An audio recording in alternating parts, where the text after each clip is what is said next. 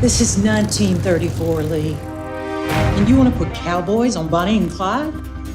Texas Rangers.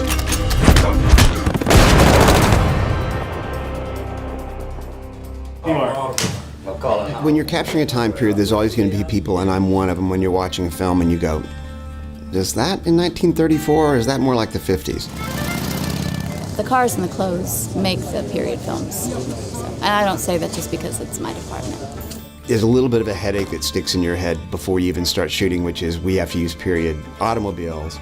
How do we get sufficient automobiles? How do they run? They always break down. How do you make it so your actors can drive them?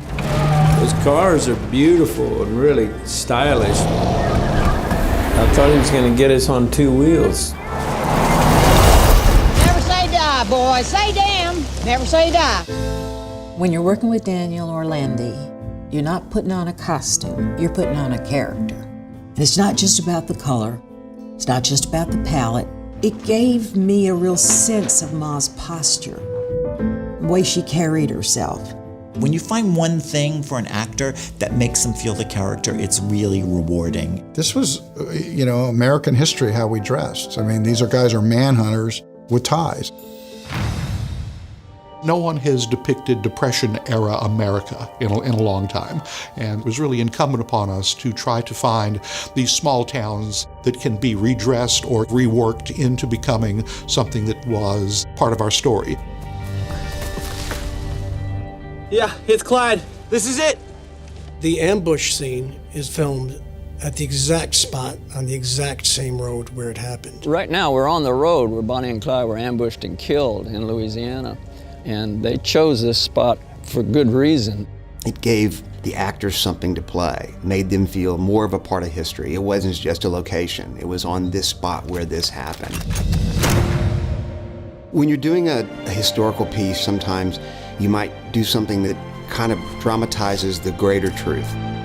So we're reducing 100 days of actual history into 2 hours. So sometimes you combine things, but you also have to be dramatic and you have to entertain. So I think you want to be as true as you can to the story and as true as you can to history and make it as historically correct as you can. And that's kind of one of the most fun things about this job.